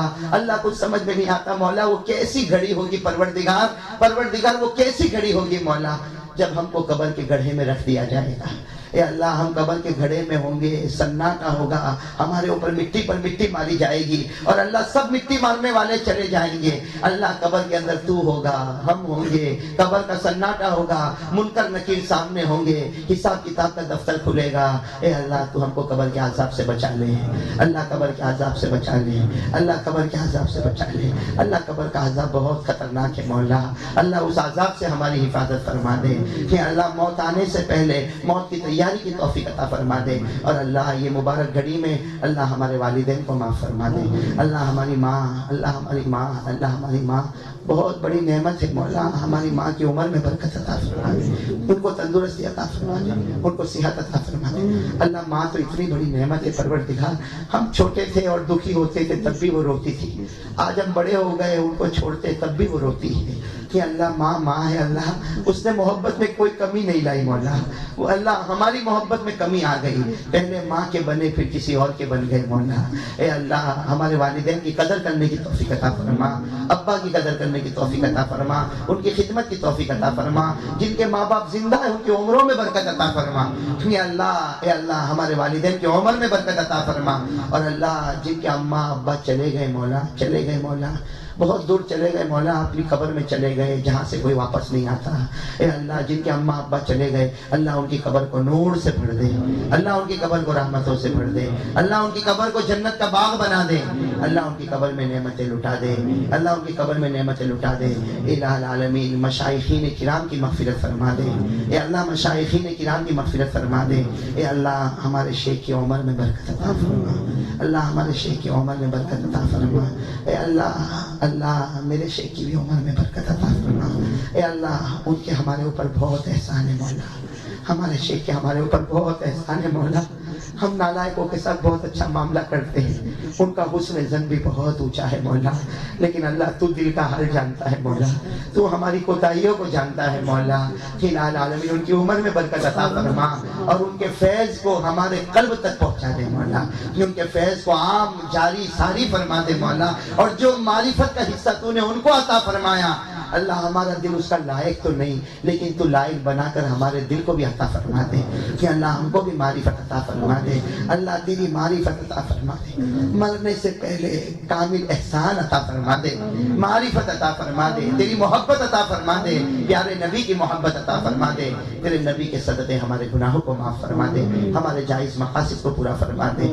اللہم انا نسألک من خیر ما سألک منہ نبیک و حبیبک محمد صلی اللہ علیہ وسلم, ونعوذ بک من شر ما استعاذ منہ نبیک و حبیبک محمد صلی اللہ